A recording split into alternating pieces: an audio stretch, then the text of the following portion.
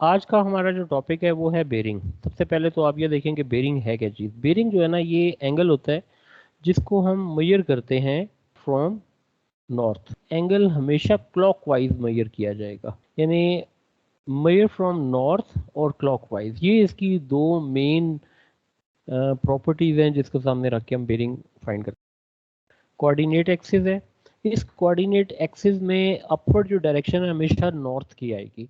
और बेसिक अगर प्रॉपर्टीज के मुताबिक चलें तो इसका मतलब है राइट साइड पे ईस्ट आ जाएगा, ईस्ट के ऑपोजिट वेस्ट आ जाएगा, और नॉर्थ के ऑपोजिट साउथ आ जाएगा। ये इसकी बेसिक्स आ गई। हमने अब यहाँ पे डिफरेंट पोजीशंस जो हैं वो मार्क करनी है। लेट अस सपोज हम ये कहते हैं कि ये एक लाइन हम लेते हैं। क्वेश्चन वो इस तरह पूछेगा, find the bearing of A from O. ये याद रखिएगा कि फ्रॉम के बाद जो लेटर आएगा उसी पे नॉर्थ का स्केल बनाना है। वहां से आपने बेरिंग फाइंड करनी है ए की। जैसे हमने ये कहा कि ये बेरिंग जो होती है नॉर्थ से स्टार्ट होती है। अगर आप नॉर्थ से स्टार्ट करें तो इसका मतलब है ये वो बेरिंग है जो हमने फाइंड करनी है। और इसमें हम एग्जांपल के तौर पे मैं 40 डिग्री लेता हूँ, तो हमें ये पता है कि बेरिंग अगर ये फाइंड की जाएगी तो ये बन जाएगी 90 माइनस 40, ये बन जाएगा 50। लेकिन बेरिंग 3 फिगर में लिखी जाती है। अगर कोई आंसर 1 फिगर में हो तो लेफ्ट साइड पे 2 जीरो डाल दें, अगर वो 2 डिजिट में आए तो लेफ्ट साइड पे 1 जीरो डालना है। तो 3 फिगर में आपने इसकी बेरिंग को शो करना है। अब bearing of B from O, again the north scale is at O. We say that this angle is 20।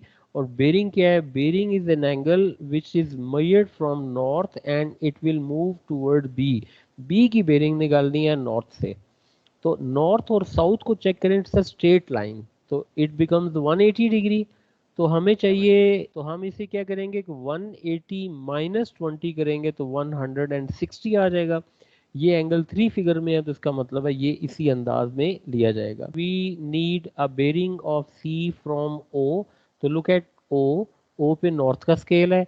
Then we measure from north in a clockwise direction and reach toward the line of C। अगर मैं इस angle को कहूँ कि ये angle 30 है तो मेरे ख्याल में आप इसको फाइंड आउट कर सकते हैं, क्योंकि ये स्ट्रेट लाइन अगर देखें कि यहाँ तक 180 बन रहा है तो 180 में इसको ऐड करें तो ये आंसर आ जाता है। जी हाँ, इसका आंसर ये 30 है ना। ओके लेट्स, सॉरी, ये 30 ऐड करना था तो 30 को ऐड करेंगे तो ये आ जाएगा 210 आ जाएगा। लें जी, ये बन गया 210। ये 3 फिगर में, तो इसका मतलब है ये बात हो गई सही।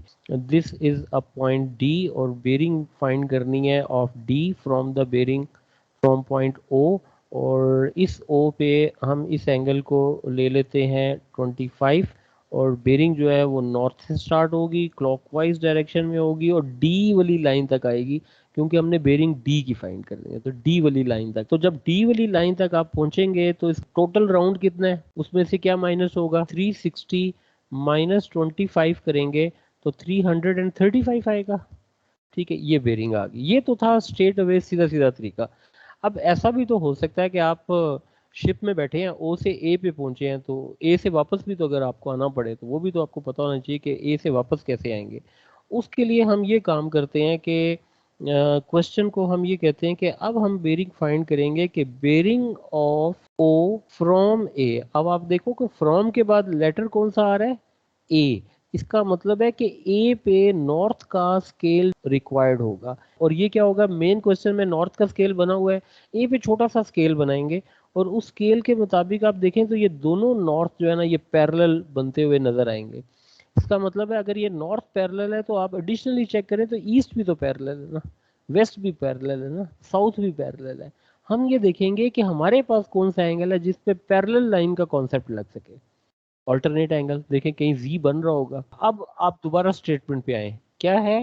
बेरिंग ऑफ ओ फ्रॉम ए, यानी आपने ओ की बेरिंग लेनी है फ्रॉम ए, यानी आप यहाँ पे खड़े हैं ओ पे, आपने ओ पे नॉर्थ से एंगल को लेके चलना है और ओ वाली लाइन तक आना है, यानी ये आंसर आपको रिक्वायर्ड है। बेरिंग ऑफ ओ फ्रॉम ए, आप कहाँ खड़े हैं? फ्रॉम ए, ए पे खड़े हैं आप। फ्रॉम ए, फ्रॉम के बाद ए है ना, जहां पे आप खड़े होंगे वहीं पे नॉर्थ बनेगा। ए पे नॉर्थ बन गया। अब बेरिंग इट सेल्फ क्या होती है? एक ऐसा एंगल जो नॉर्थ से मेजर होता है। इसका मतलब है आप नॉर्थ से मेजर करना शुरू करें, इसका मतलब है चलता जाएगा क्लॉकवाइज डायरेक्शन में। कहाँ तक जाना है आपने देखना है, आप फाइंड क्या कर रहे हैं, आप बेरिंग ऑफ ओ निकाल रहे हैं। तो ए से जो ओ की लाइन आ रही है वहां तक एंगल लेकर आना है। इसी एंगल को अगर एक्सटेंड कर दूं तो ये एंगल बन जाता है। अब ये कैसे फाइंड करेंगे, पहले तो आप ये चेक करो कि नॉर्थ आ गया, नीचे साउथ आ गया, स्ट्रेट लाइन है, स्ट्रेट लाइन पे कितना एंगल होता है 180, और ये जो कोऑर्डिनेट एक्सिस है इधर 90 बनता है। तो इसका मतलब है ये एंगल कितना बनेगा 270 बनता है जी। फिर अगर फर्दर 90 भी ऐड कर दें तो ये वाला एंगल कितना हो जाएगा, तो एक राउंड 360 का बन रहा है। ओके, अब आ जाएं स्टेटमेंट पे। हमने फाइंड करना है bearing of O from A. From के बाद जो लेटर है आप अपने लिए अपनी अंडरस्टैंडिंग के लिए इस तरह समझे कि आप ए पे खड़े हैं। ए पे आपने कंपस रखा, जहाँ से नॉर्थ की डायरेक्शन आए, आपने जब कंपस रखा तो नॉर्थ की डायरेक्शन पे आपने नॉर्थ लगा दिया।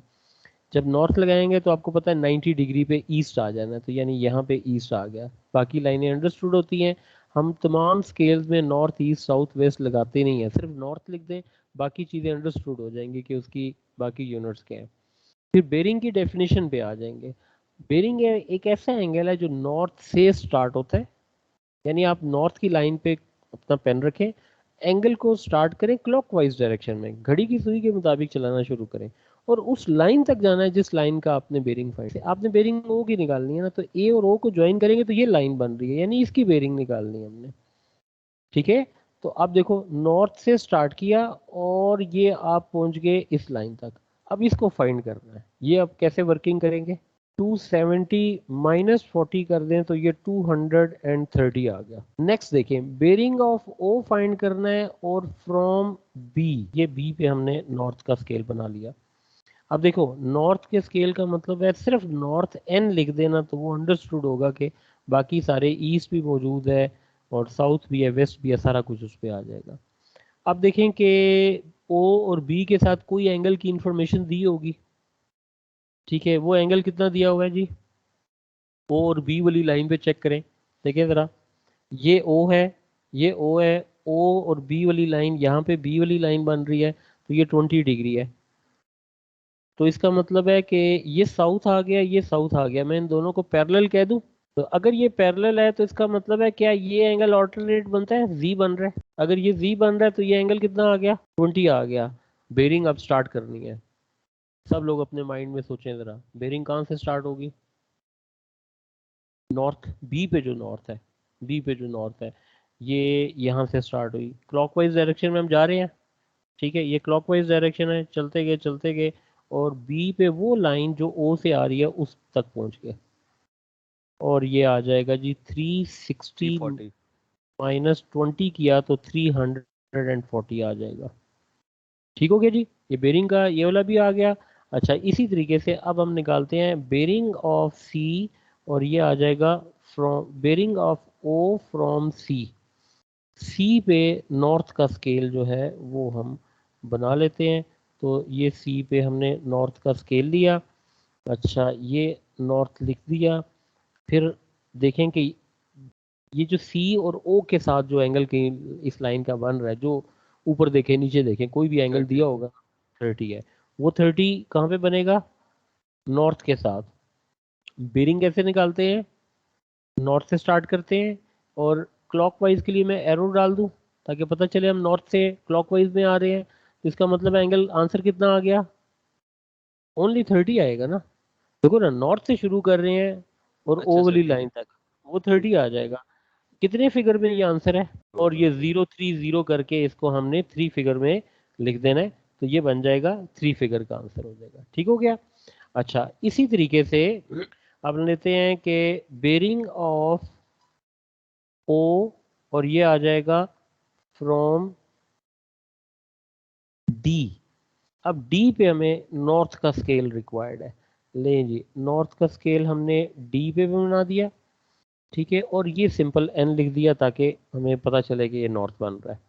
अब देखो पैरेलल लाइंस पे कोई एंगल को बनते हो तो इसका मतलब हम इसको 25 ले लें।